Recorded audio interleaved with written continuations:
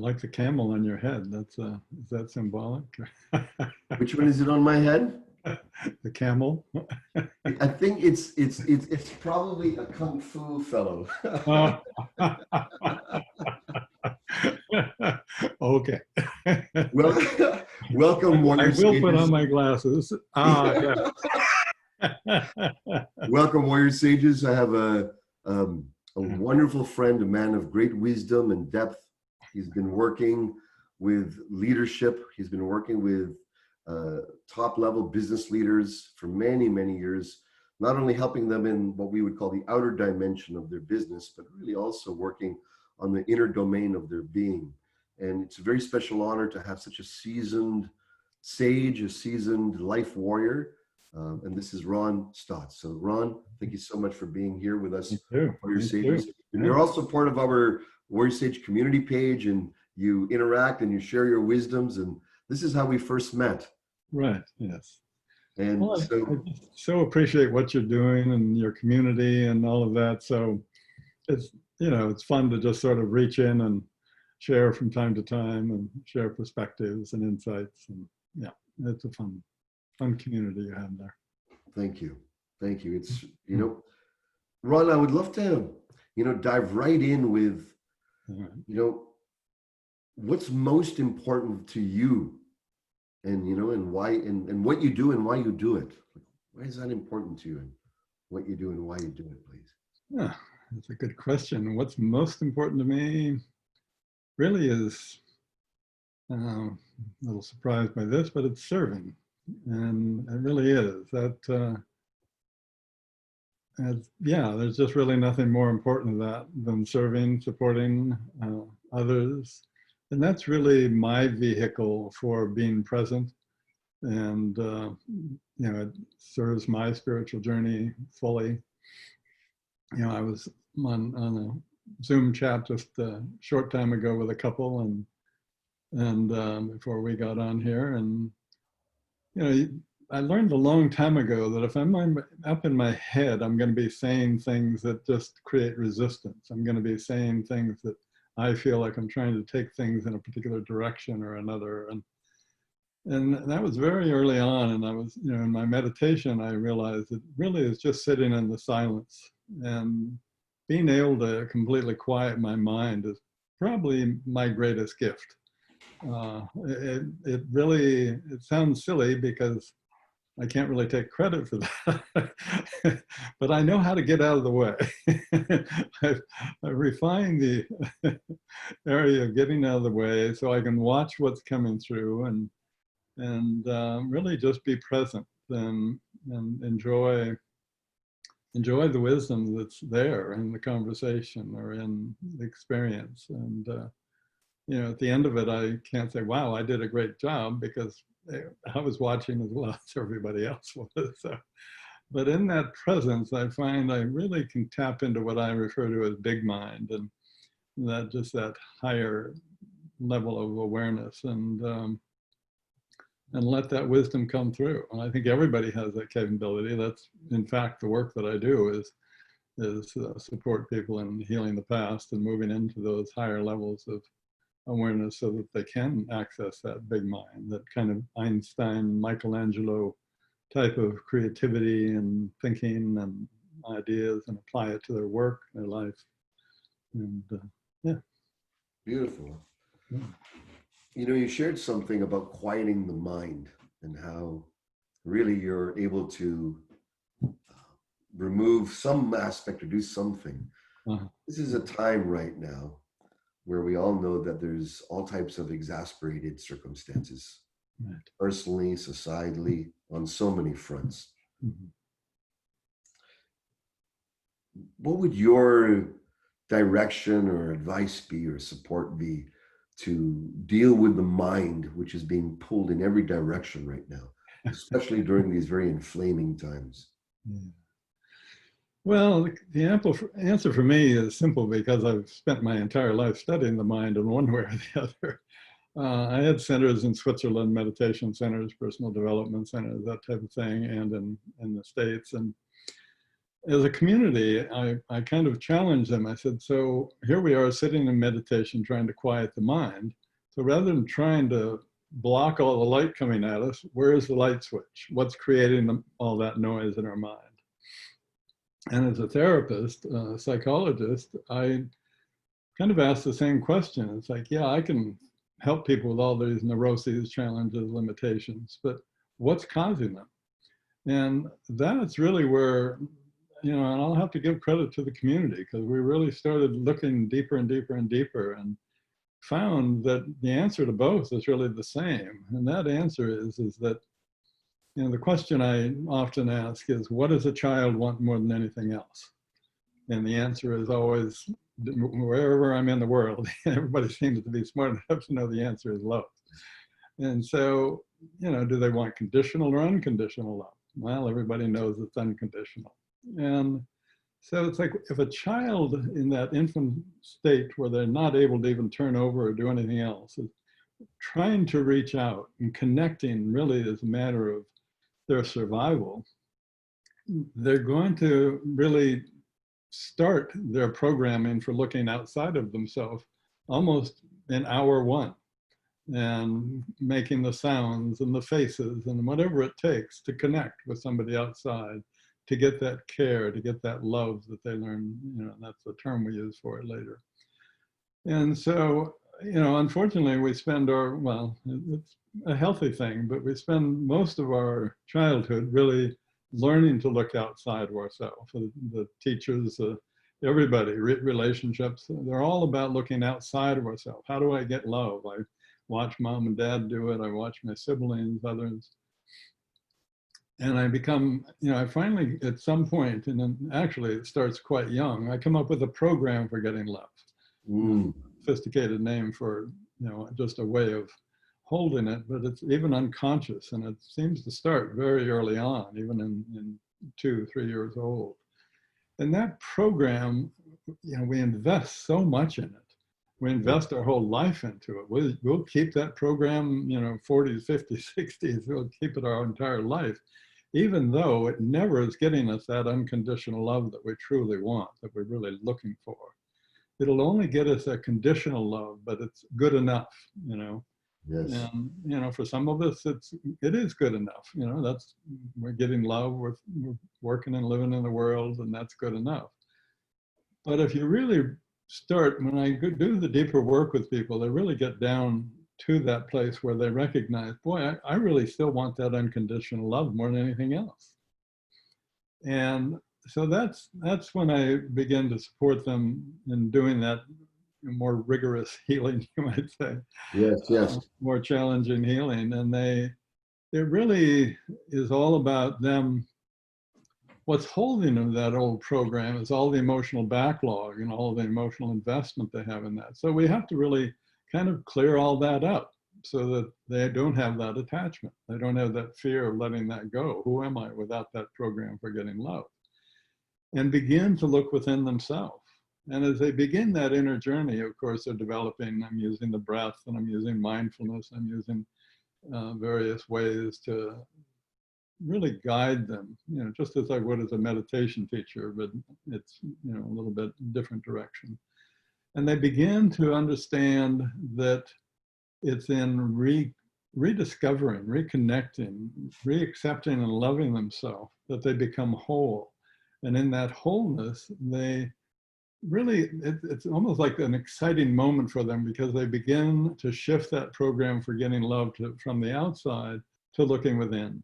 Yes. And they begin to trust that, oh, if I want that unconditional love, I'm going to find that within. Even if I find it outside, I'm still not going to receive it. It's funny analogy is like, I used to play tennis with a guy years ago, and it's like, you know, and we'd take lessons once a week from this guy who could kick our butt. And it's like, well, I wouldn't want to play all week with this guy who was so good. But right. I loved playing with my partner because he and I were about the same. And so, you know, it's a matter of, are you willing to step out of the game that you've been in and begin to love yourself unconditionally and step out of what I call the big game, where you're either a hero, rescuer, or persecutor, and step into that realm where you're just trusting. And love isn't conditional. Love isn't, you know, it's not like you love yourself unconditionally yet, but you're on that path, and you find a partner who's on that path. And you're not together because you have to be. It's not because I'll get love from them if I do give up my power in some particular way or another. It's because we're on that journey together, and our journey is all about opening up our hearts together and supporting each other on that path. And that means you got to go through a lot of crap, you know. I mean, You got to face all the things that is all not the, unconditional love. I mean, I've been easy and perfect, but my wife has been, no. She's out for a walk, so I can get away with this. Yes, yes. But it's shifting that program for getting love to looking within and accepting yourself that initially quiets the mind. And once that quietness begins to move in as a regular pattern, you become more mindful, more present. And neurologically, I was co-director of a brain integration center, and I realized that that forebrain really can't develop unless you've got a quiet mind. So as you quiet your mind, you heal that emotional backlog, that forebrain is just nurtured in that new environment and takes off. So all of a sudden your amygdala is not making all the decisions and dramatic emotional reactions. It's the forebrain, which is really the CEO of your life. And so, you know, it just becomes a journey. It's like, well, what level can I play on from there? Because once you start accessing the best of who you really innately are, Yes. Sitting in that silence is all you'd really want to do. Well, if I'm in a meeting, if I'm in a conversation, if I'm anything, I'm just really sitting there in absolute silence, because it's the most receptive, conscious, aware place that I can be. And any response or anything I take in is going to, you know, be heightened by that. I'm going to be more creative. My imagination is going to, I'm not going to dip into my imagination. I'm going to dive into my imagination. And, you know, I see it in my clients. I mean, it's incredible as they fall in love with themselves and begin to take their leadership from a kind of a my way or the highway to a very sophisticated level of where they're really supporting everybody and the, you know, bringing out the best in everybody. Because they realize their connection with them. They realize that it's just really, I mean, you know this, it's like that connection you have within yourself is reflected in your connections with others. And so once you reach that place of a quiet self-acceptance and love, it just moves into the world around you, your companies, your relationships, and it's cool. It's a fun thing. It always boils down to coming back to these eternal, timeless wisdoms of coming into the silence, coming into a space of equilibrium, coming into a place the Taoists would call just being in the Tao, where you're not overly pushing anything, you're not exerting excessive willpower, you're really rested in the eternal self or space or moment, you know, however. Yeah, you're present in the now. And that's, you know, we've been hearing that for, you know, I think we heard that a long time ago. But the way you expressed it was so powerful in the sense that we can try to do meditations to quiet our mind, but if we've got all this background emotional charge, background, historical imprints, programs, as you were sharing, then it's hard to quiet the mind. Impossible. Wow. It really is. You can do it, but it's gonna, I mean, 5% of our thought is conscious. So we can really go, okay, I'm gonna. But then there's 95%, which is really swimming with emotional backlog, comes in and just says, well, I don't think so. I'm going to sabotage it, limit this, not because it's bad, but because it wants to be heard and healed and become part of us. You know, that's the game is really self-discovery is about discovering all those different disparate selves that we've casted aside to be accepted by others, reconnecting, reintegrating, and accepting and loving them, because the irony, and you probably know this well, is the parts that people are looking for, or excuse me, the parts that people are holding away and bearing and denying, are the very parts that they need to take their life and, work up to the next level, or all the, different ways that we frame that. I mean, I was just writing something the other day, so I'll borrow from my own writing. I was walking in Big Sur at a place called Esalen. Yes. A fellow that not many people remember anymore, but Joseph Campbell. And I was talking about my work, the deeper work that I do, and he's very interested in meditation. So that was kind of what he was looking for more about. And he shared what now I realize is a famous quote, about the cave and the treasure within. And that's really such a perfect analogy, because it really is getting people to go into that cave, clean it out, and at the higher levels of the work, you're really decorating it and making party lights and inviting friends and teachers in so that they can go, oh, well, you might want to, get decorating ideas from them and how you might remodel that cave and turn that cave into, part of where you live from, where you're not hiding things, but you're inviting people in to share who and what you truly are. I remember I was meditating on a beach. I'm a beach guy, so somewhere. Me too. It might have been in Bali, I think. And I suddenly had this image of, I was entering a cave, and there was all these really weird masks, and I could tell, oh, those are supposed to scare me away. And I just, in this wisdom that somebody must have shared with me in the moment, I realized, oh, those are my masks that I created when I was a child to protect myself. And so I called out to that child in me and said, great job. What an amazing job. These masks are just pieces of art. And boy, it took a while, but that little boy came sneaking around. He was like, and my life has been really reconnecting ever since. It really has, and it's scary, I mean, sometimes on journeys, I remember the first time on a journey up, what I now would look at as a part of me was coming back in. Yes. I felt like a demonic, being was trying to come into my body, and I really, convulsed and fought it. And I remember sitting in Haleakala a few years later, and the same feeling came in during a deep meditation. It was like two angelic beings returning a part of me. Same experience, but that perspective, that perception, which of course is the result of your level of consciousness, made all the difference in the world. So, yeah. Wow. Yeah.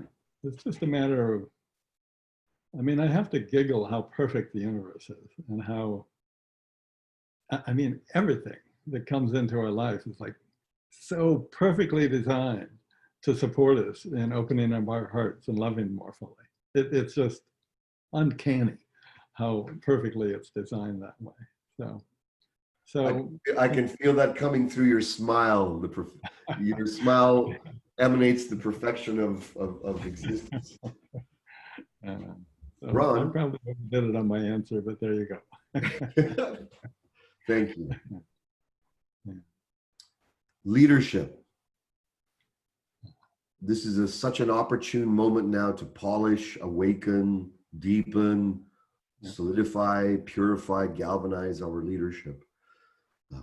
Many of us in our Warrior Sage circle are in positions of leadership. I believe we all are, whether we're parents or leading our own lives. I've been feeling a calling for us to come up even stronger right now, to utilize this interesting time in history to not to succumb or collapse, but to grow into the next dimension of our leadership. I'd love you to share about how you experience that, your feelings, thoughts on that, please.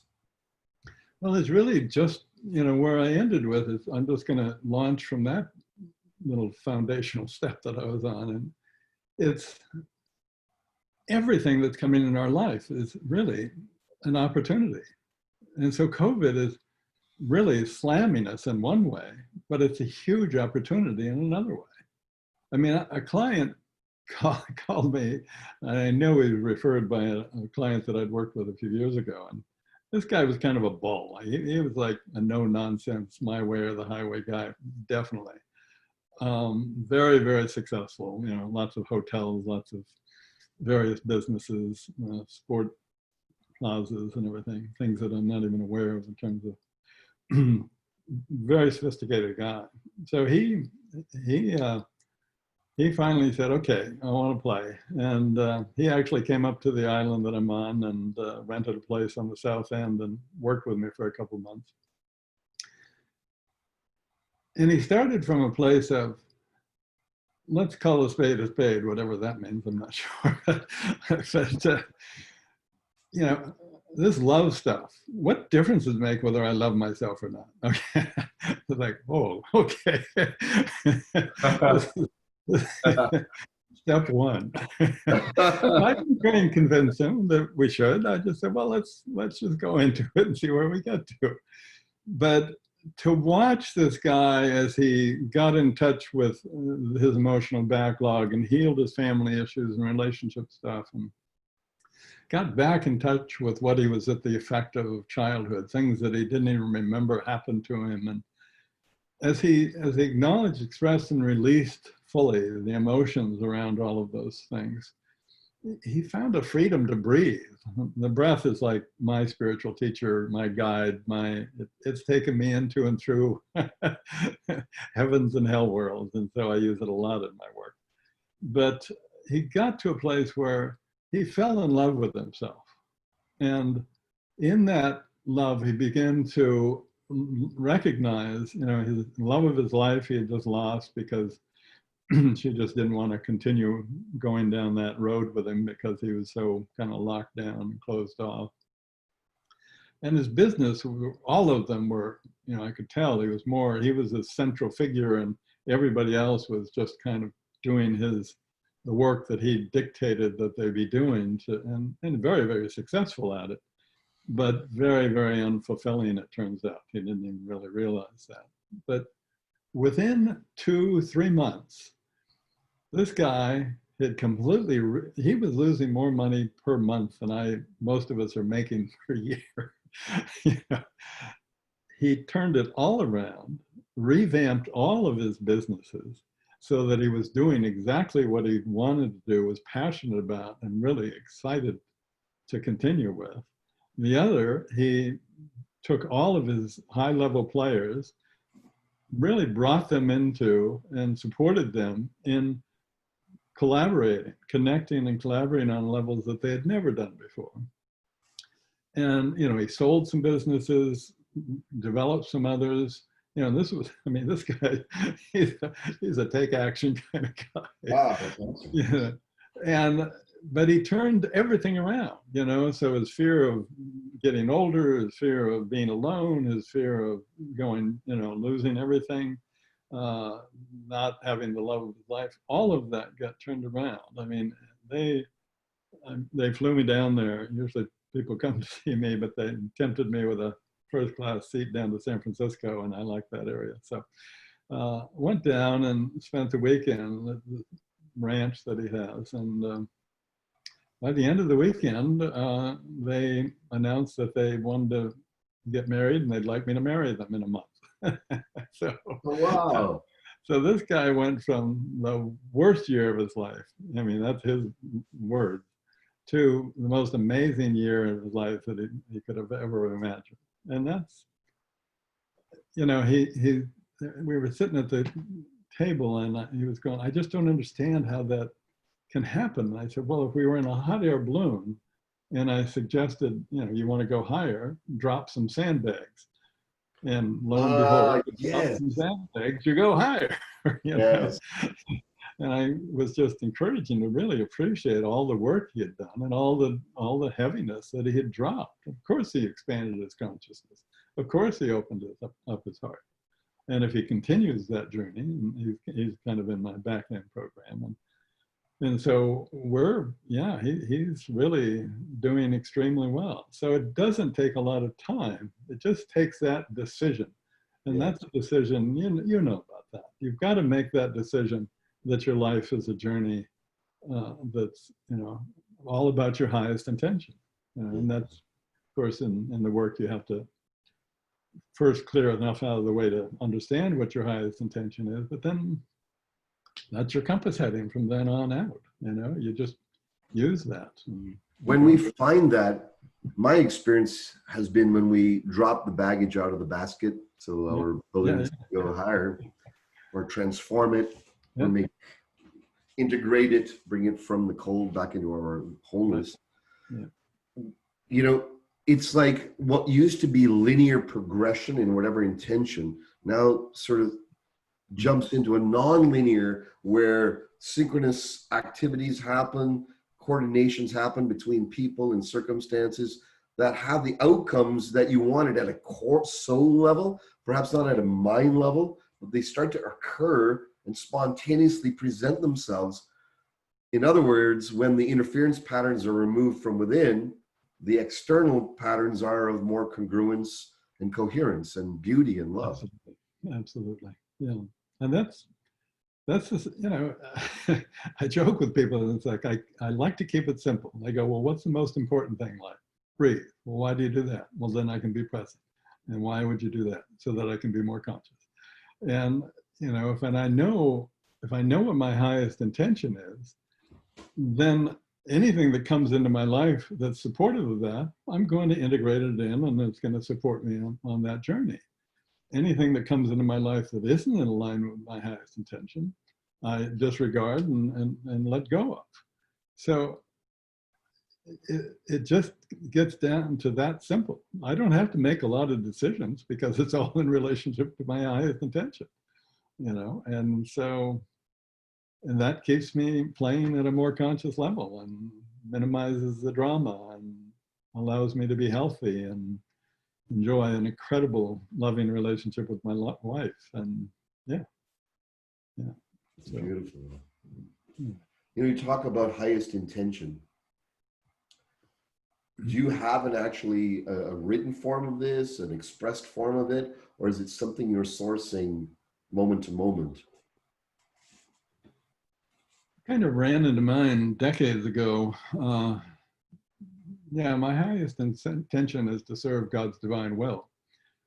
That was probably back when I thought God was a separate, being or something, but it still serves me, because God to me now, of course, means everything in the universe, all the expression, all that's being expressed, all of existence.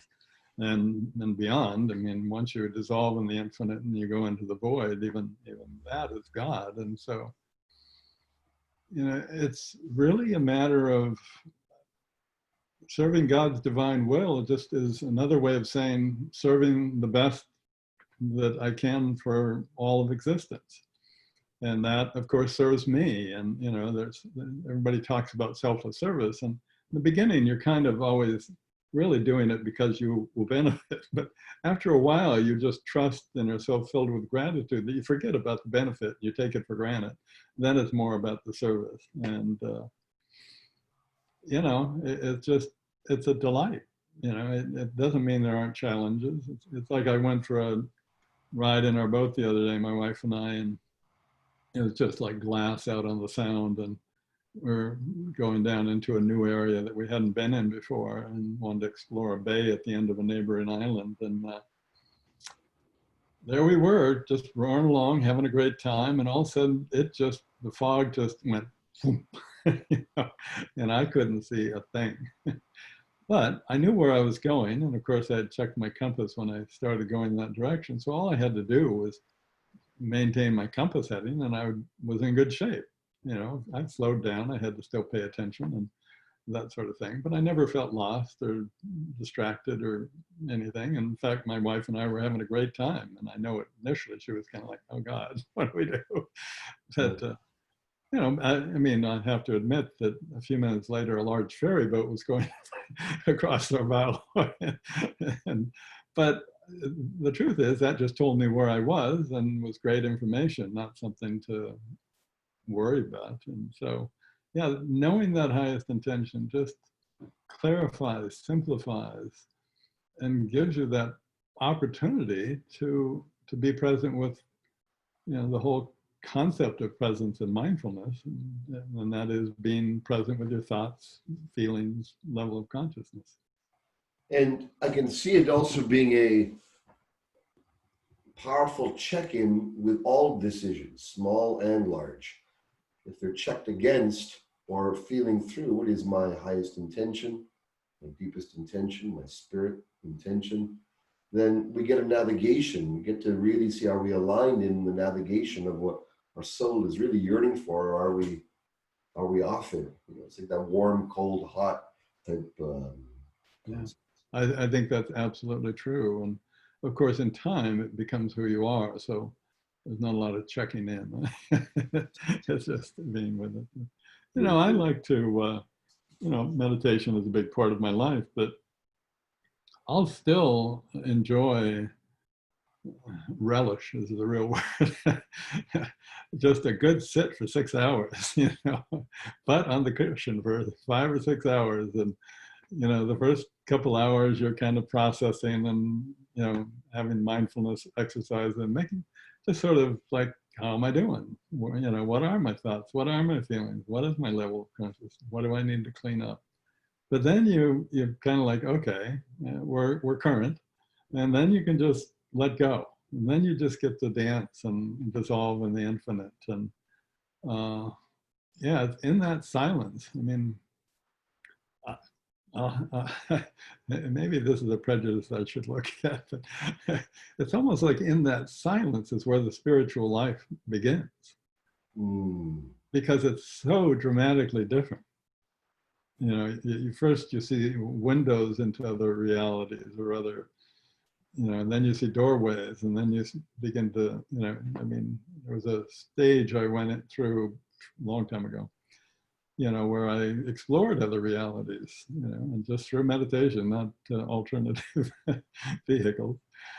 And I realized, oh, this is not a universe, this is a multiverse. This is, for every vibrational expression, there is a plane of consciousness. There is a physical, emotional, mental, spiritual plane. And so once you start feeling that out and you go to power places or wherever that facilitates you going into these other places, it's really a lot of fun. And you can really start affecting. I remember meditating on the Matterhorn with a group and watching it disappear, and little, the siddhas.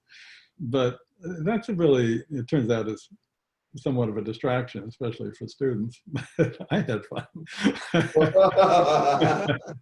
But and then you go more Zen oriented, where it's really anything, it's like you can. I remember a spiritual teacher was, he was showing us one reality, then another and another, and we were like, ooh, He said, that's like me sitting here with a chart and I'm lifting the chart. It's like they're just dreams, they're just illusions, they're just another, and I just love those sort of lessons that I've been so, fortunate to have, because my spiritual name is Shunyata, which really is about true emptiness, and I never quite, I'm always still understanding what that means, but it really is not emptiness as in the void and nothingness, but really in the ever-changing, always evolving existence that we're in, and just being present in that, being in the now of that, and enjoying. It's like, yeah, my wife and I were looking at, well, maybe we should run down to Palm Springs when it gets cold. And I was bold enough to suggest that maybe we should just sit and be present in whatever comes up, throughout the winter. And you know, it's a little awkward to say that because now she's going to be watching if I fold halfway through. She's going to be monitoring your sitting. Exactly. Doesn't mean we won't go to Palm Springs. There's nothing like our enlightened wives to keep us honest and true to our practice, right?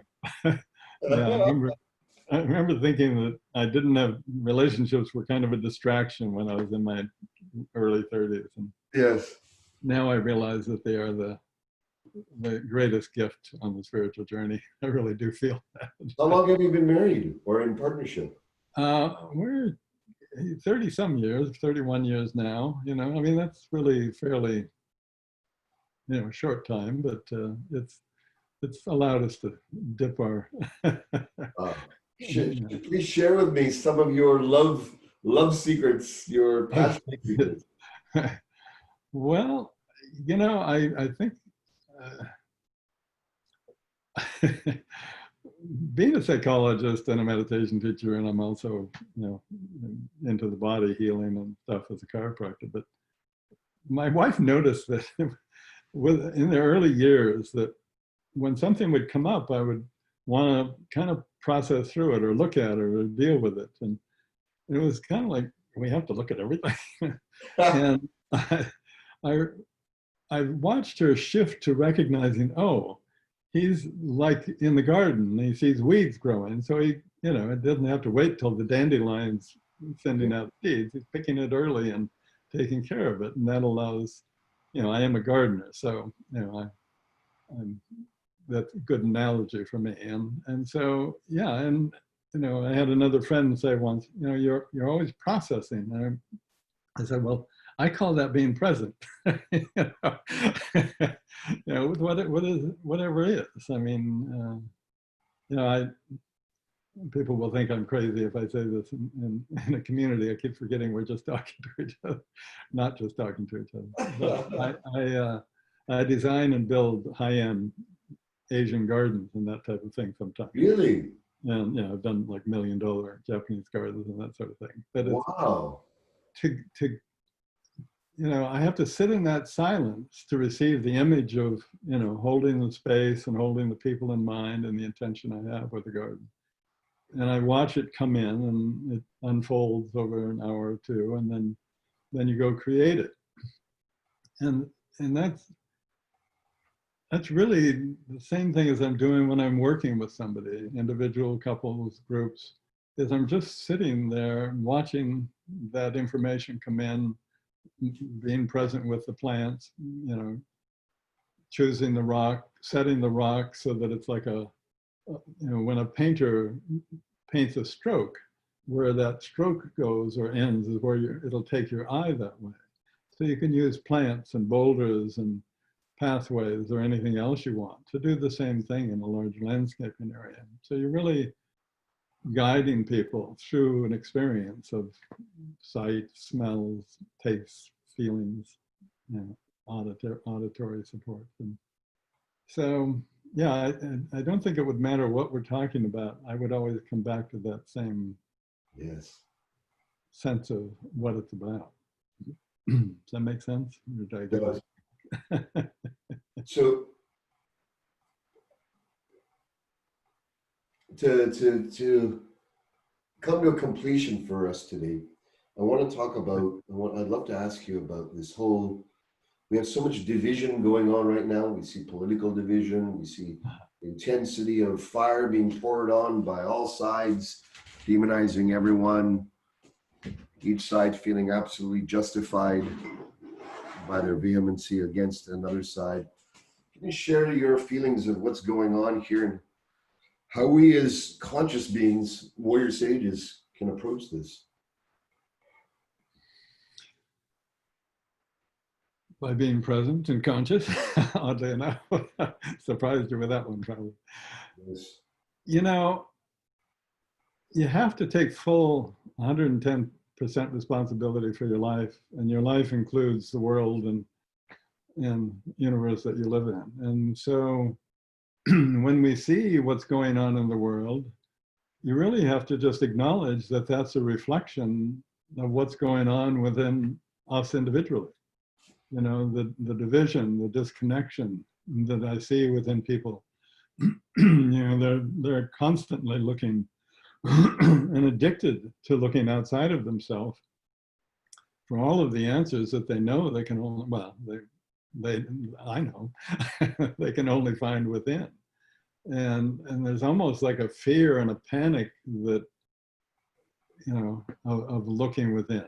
And yet, and it's just accelerating and accelerating. So fear, of course, begins to climax to the point where it explodes into the world and causes war and division and disconnection and all of the things we're seeing. We vote in people that represent the worst part of our collective unconscious, and that's okay. It really is, because it allows us to go, okay, well, that's not what I want to see, and it can bring us together and focus on what we do want. What is our intention? What is our highest intention? And in seeing that, we begin to go, okay, well, maybe I should vote. Maybe I should lead my life in a way that supports that higher intention. Maybe I should have my relationship with my partner. You know, I should be more conscious and aware of my parenting skills. And back to what you were talking about, leadership. You know, there's a direct connection between the quality of your leadership and the quality of your own personal development. You know, there's a direct correlation between the personal development you're doing and the leadership ability that's, you know, arising within you. And, you know, it's, I read a lot of leadership books. I've written 3 of them, but, you know, it's really recognizing that it's your significant personal transformations and your regular practices that will determine what level of leadership you're playing on. And again, I would agree with you. We're all leaders in some form or another. I mean, just because you're in the mailroom doesn't mean you're not a leader. It doesn't mean you can't have good ideas. And, you know, I remember I got out of the Marine Corps. I was working for a boatyard, and I think I got hired at $1.25 an hour. Talk about minimum wage. And I remember innocently taking a lunch and going through and going, you know, pad of paper, and I kind of was scribbling. It's like, well, if we did this and we did that, we have these tools here. You know, I went into the boss, and the owner of the company happened to be having lunch with him in there. So I thought, oh, sorry. And they said, oh, no, share with us. But, you know, they heard this idea, and here I was, a nobody. I mean, literally, I just been with them for a month maybe. And all of a sudden, I mean, the next day, this limousine pulls up in front, and I'm whisked off to a meeting with all the heads of the company, and they've all been there 20, 30 years. And I'm like, what? Was I bad? But, you know, and they closed that yard and made me production manager of the big yard. And so you're a leader if you're a leader, you know, and I was like 20 years old, 21 years old when I did that. And there was certainly no intention of leading or following or doing anything other than I was curious. I was interested. How do we do this better? How do we enhance the experience that we're all having? And you know, so if somebody's looking at how to be successful, it's like, well, there's a good start. Yes. Ron, you've just shared endless streams of wisdom and beauty and flowerings for all of us to open and bloom with. So I'd love to ask you, as we close here, you know, what's in your heart to share with us warrior sages? What's in your heart for humanity, for all of us? Well, I think I would just go back to make a choice. Make a choice what level you want to play on, and then do what it takes to play on that level of consciousness. And I can tell you a few things that you can start with, and that is your breathing. Because quite literally, your breath regulates and determines your level of consciousness. You can use your breath like an elevator to go up and down into whatever level of consciousness you want to be in. And that there's not a good or bad one. It's just what level do you want to play on? And so learn to watch your breath, because for me, that's my indicator I don't have to look at anything else. How am I breathing? If I'm breathing, and I'm breathing kind of a little more rapidly or a little slower or whatever, that tells me everything. It tells me my level of consciousness, which everything else is just going to be the ramifications of. And so you have to, maybe that's just my thickness, but and that was TH, is I just love to simplify things so I don't have an excuse to forget. It's like, how can I forget the one thing? It's in that movie, there's the one thing. It's like, well, the one thing for me is being aware of my breathing. And that allows me to be aware of everything else that's going on in my life, and to make the optimal choices that will lead the world into a better place. So I know it's dark out there. I know it's scary out there. But as you would in any scary place within your life, that's the time to sit, breathe, and wake up.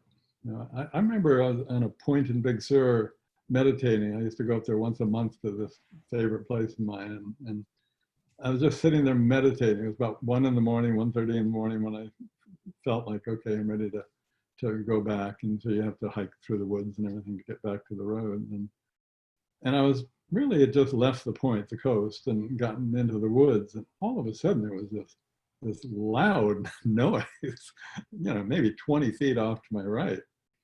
It scared the, I mean, I'm not usually afraid of animals, but people, middle of the night people.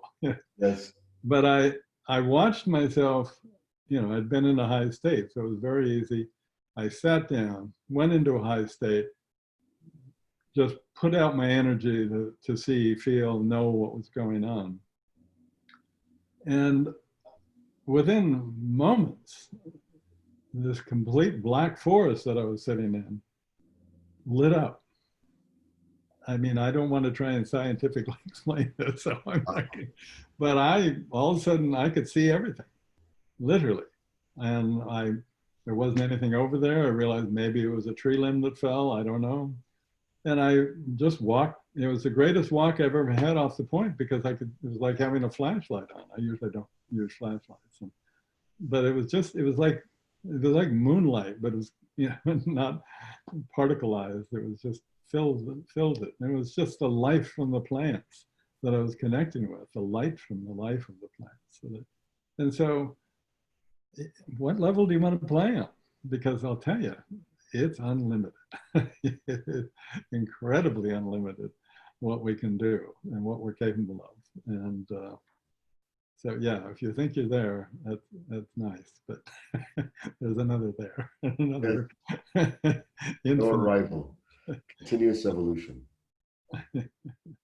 Ron, thank you so much for your beautiful shares today. I just want to honor and acknowledge the decades of work you've done on yourself and in support to tens of thousands, millions, who knows how many people you've served over the years, and companies and organizations. And it's an honor to have you as one of our warrior sages and one of our elder wisdom keepers. Thank you. Well, you made my heart giggle, and I appreciate it. So. You be well. Be well, everyone. Have a good journey. Bye-bye. Much love, warrior sages. Thank you. Bye-bye.